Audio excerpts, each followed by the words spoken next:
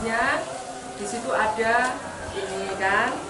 Nah, latar belakang, monggo, ini latar belakang rata-rata teman-teman ngisinya sama nggih, ngambil dari juknis ya kan? Iya enggak?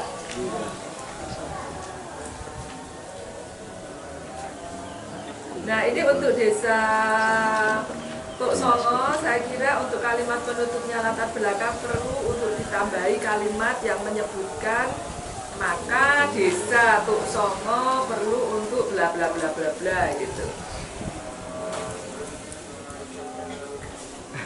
Ya, jadi di latar belakang perlu untuk menambahkan itu saya kira loh ya supaya lebih tidak terkesan hanya copy paste dari juknis, perlu ada penambahan kata desa ini.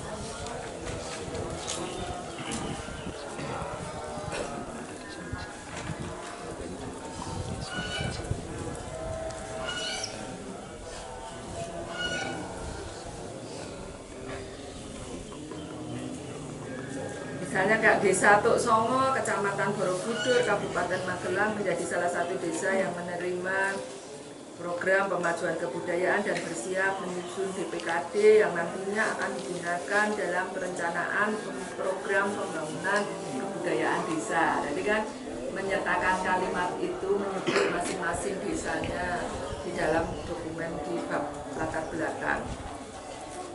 Terus setelah latar belakang, maksud dan tujuan, ini yang tadi malam maksud itu di-delete, tapi maksud itu di-delete, tapi dijadikan dengan tujuan. Jadi 1.2 tujuan, ya kan? Nah, nomor 1 itu yang A-nya maksud. Jadi ada 2, 3, 4, 5, 6 gitu ya Pak. Paham ya? Ini jenengan nulis ya nanti karena ini saya bawa ini nanti ya.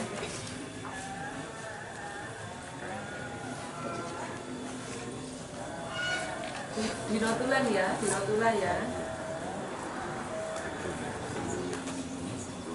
Terus 1.3 landasan hukum.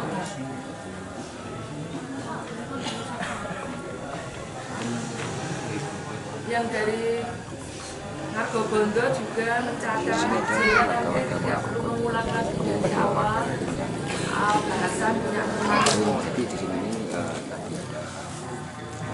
Terus yang di landasan hukum itu teman-teman yang sudah presentasi terlebih dahulu tadi menambahkan juga untuk memasukkan juknis penyusunan DPKD ini dalam landasan teori. Kok landasan teori, landasan hukum ditambahkan juknisnya, ada juknis penyusunan DPKD itu masuk di landasan hukum. Ya, terus setelah itu ya bab 2 ya, gambaran umum desa. Malah gambar sih. Kurungan.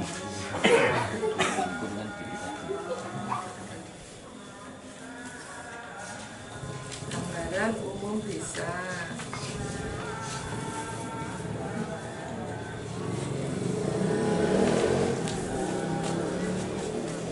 Itu rata-rata tidak menyebutkan sumber sitiran, padahal dalam penulisan kita mau ambil subnyitir dari buku boleh, dari hasil wawancara boleh, asal itu dituliskan sumber sitirannya dari mana. Misalnya sejarah desa.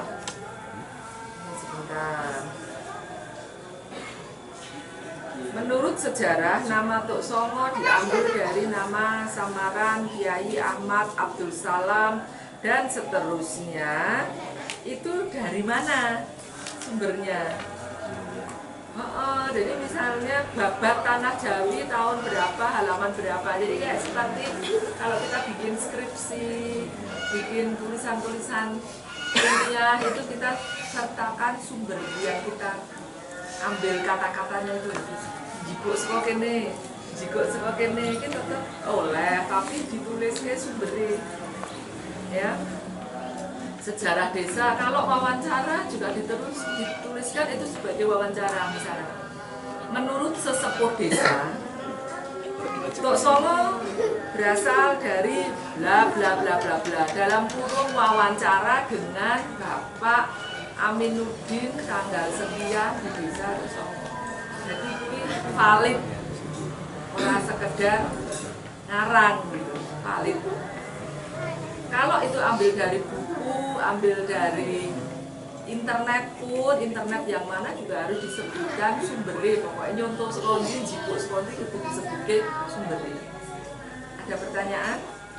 Itu semua ya, semua desa, semua sejarah desa, terus aspek geografi dan demografi, dan penggunaan tanah itu kira-kira ambilnya dari mana data itu? Monografi desa berarti disebutkan berdasarkan data monografi desa Tok Songo. Secara geografis desa Tok Songo berada di ketinggian bla bla bla bla bla. Mempunyai wilayah yang bagaimana, kasih foto. Foto yang menunjukkan itu ciri khasnya desa Tok Songo. Foto yang menunjukkan itu ciri khasnya desa Ngargogondo. Itu berdasarkan selalu di setiap selesai kalimat, nah itu memang cukup data dari monografi desa, ya sebutkan dalam kurung monografi desa tahun berapa, sumber, ya harus seperti itu semua. Terus penggunaan tanah, terus ini juga masih ambil dari monografi desa. Tok Songo berada di ketinggian bla bla bla bla bla. Nah itu sumbernya dari mana informasi itu, sebutkan. Yang tadi aspek geografi, kalau butuh dikasih peta desa, ben uang kira kesasarono, ben desane nek sesuk ben desane orang dok geser berubah, itu terlacak. Kan kita nggak pernah tahu bumi itu berubah. Desane mau nek koordinat sekian ternyata 10 tahun meneh untuk geser sidik, siapa tahu. Kemudian sertakan peta, foto peta. Nah petanya itu diambil dari mana? Tulis sumbernya foto peta tadi. Jadi semua saya minta taat pada pengutipan sumber. Sumbernya harus disebutkan. Masuk jupuk nih orang. Iya. Kalau foto itu difoto sendiri oleh daya desa, maka foto ini misalnya desa Ngargogondo, sumber dokumentasi misalnya Mbak siapa namanya, Mbak Dwi siapa, tahun berapa. Jadi buka-buka juga contoh-contoh penulisan-penulisan seperti yang penulisan ilmiah. Sumber dokumentasi punyanya desa, ya sebutkan sumber dokumentasi desa Ngargogondo tahun sekian. Jadi orang fotoku, ya fotoku ya tak mungkin sumber dokumentasi Ani Larasati tahun 2023. Kayak gitu. Ya. Tadi aspek geografi, demografi, penggunaan tanah, kondisi sosial ekonomi desa ini juga ceritakan baik sumber sosial ekonomi, bahwa demografi penduduk tadi, demografi berarti jumlah warga desanya berapa? 1934, terdiri dari sekian laki-laki, sekian perempuan, persebaran umurnya yang sekian, kelompok umur produktif sekian, kelompok umur produktif bekerja di mana sektornya. Itu bicara apa? Bicara demografi, sebutkan sumbernya dari mana, monografi desa. Oke? Jelas ya? Nah, jadi desa itu pasti punya namanya monografi desa. Nah itu. Terus selain pornografi itu sebenarnya punya apa lagi sih desa? Punya banyak data ya. RPJS atau data apalagi desa yang kita ambil dari tulisan orang lain, kita masukkan dalam tulisan ini, itu sebutkan saja dalam kurung kutipan sumbernya itu ya. Kondisi sosial ekonomi desa Tuk Songo, desa Nargogondo, sebagian besar penduduknya sebagai petani. Petani 80%, sisa mungkin terus yang 20% ada yang jadi PNS, ada yang jadi guru. Datanya juga sekali, mesti dalam kurung monografi desa mengenai tahun berapa. Jadi itu valid, paham ya? Terus ekonomi desa sebagai setelah tadi bekerja sebagai apa, terus misalnya ada yang menarik di situ sosial ekonomi budaya ini sebetulnya ya, nggak cuma sosial ekonomi ya bab ini. Ya kayak gitu, budaya di desa.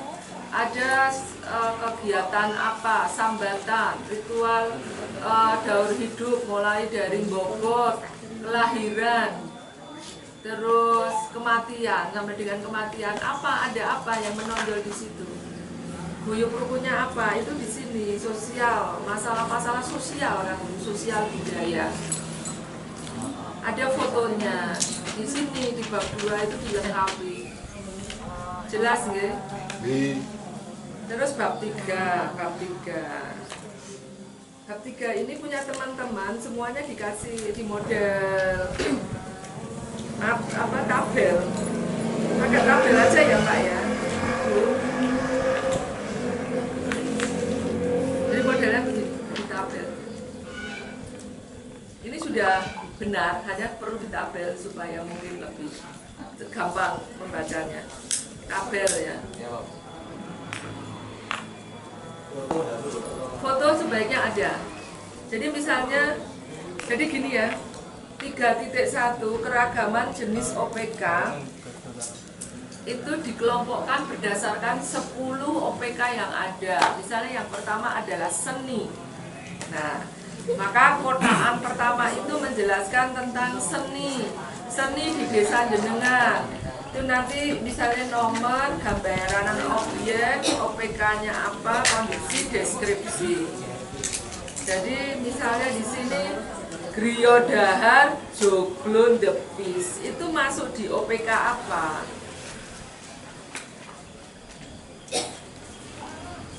Budur gumegrah kopdar ara-araan sahur itu masuk di OPK apa? Objek kemajuan kebudayaan apa? Ya. Mendongkel, aktivitas mencari bahan bonsai itu masuk OPK apa kira-kira? Seni atau pengetahuan tradisional atau olahraga tradisional atau pengolahan tembakau. Nah ini dikelompokkan nggih, arem-arem makanan tradisional, bambu ukir itu dikelompokkan berdasarkan OPK-nya.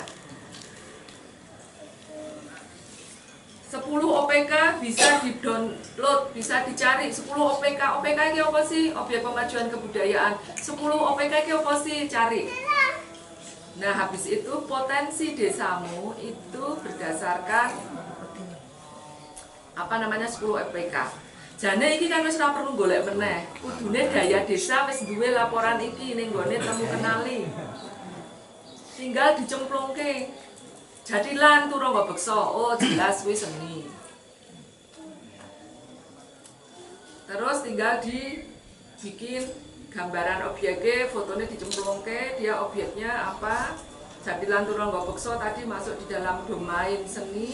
Terus kondisinya gimana? Nah, untuk kondisi itu kita menyepakati sesuai dengan pengkondisian BPTB. Pertama punah, terus kedua terancam punah, ketiga sedang berkembang atau masih bertahan. Kata-katanya kayak gitu untuk kondisi. Terus deskripsi dimasukkan, ini yang sudah dideskripsikan. Jelas ya?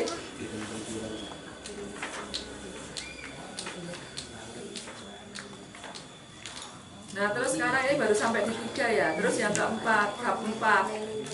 Bab 4 itu coba dibuka di juknisnya Mas. Bab 4 ya, bab 4 tadi kita masuk ke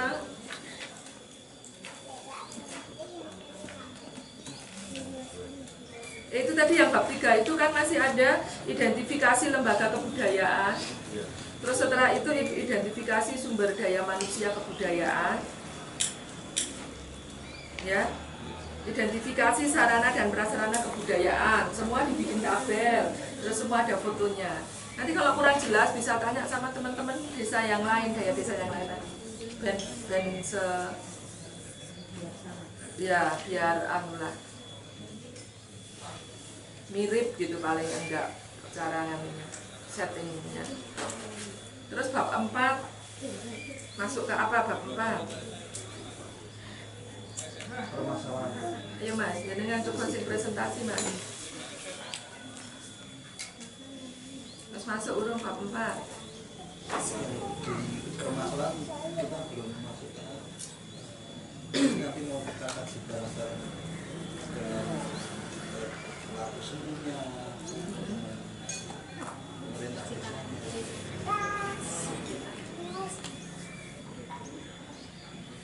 Ya, ada pertanyaan nggak untuk ngisi bab 4 itu?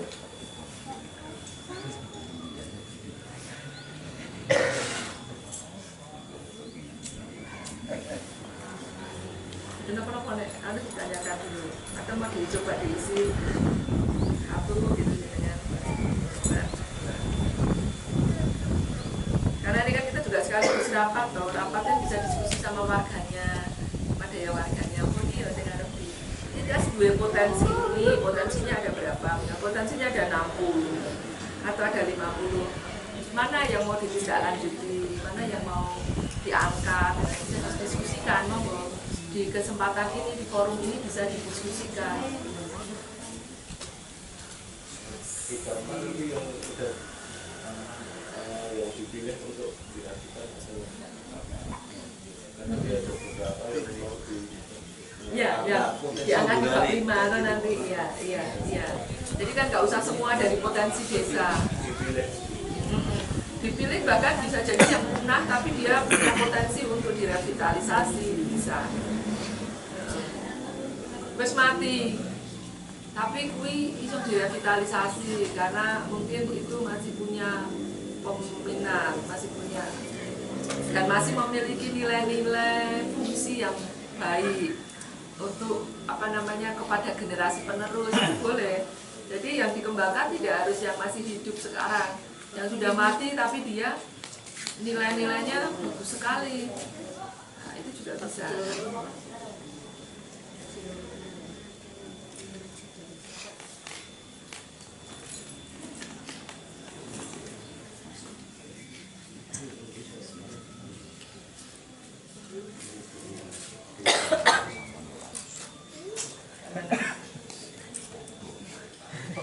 Copot baca ini.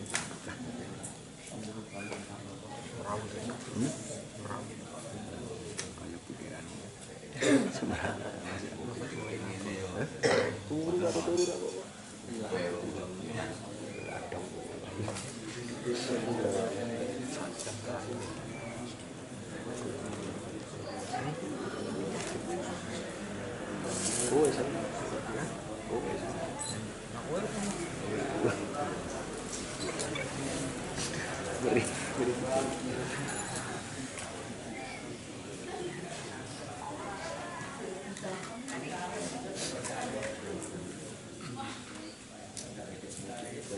Dengan tadi potensinya ada berapa?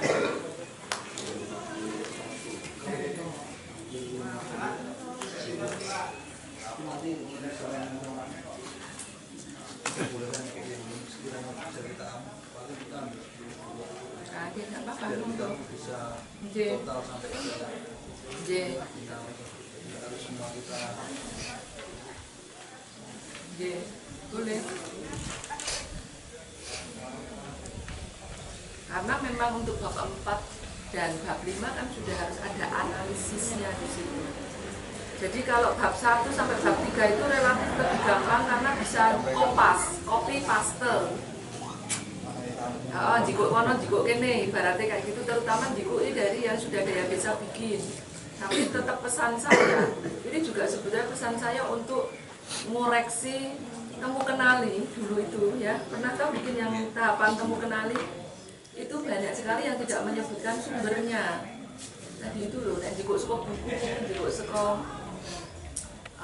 koran, jikuk saka internet, itu tetap baru disebutkan sumbernya. Kalau itu hasil wawancara juga sebutkan ini wawancara dengan siapa, kapan, tanggal berapa, jam berapa, di mana, kayak gitu ya.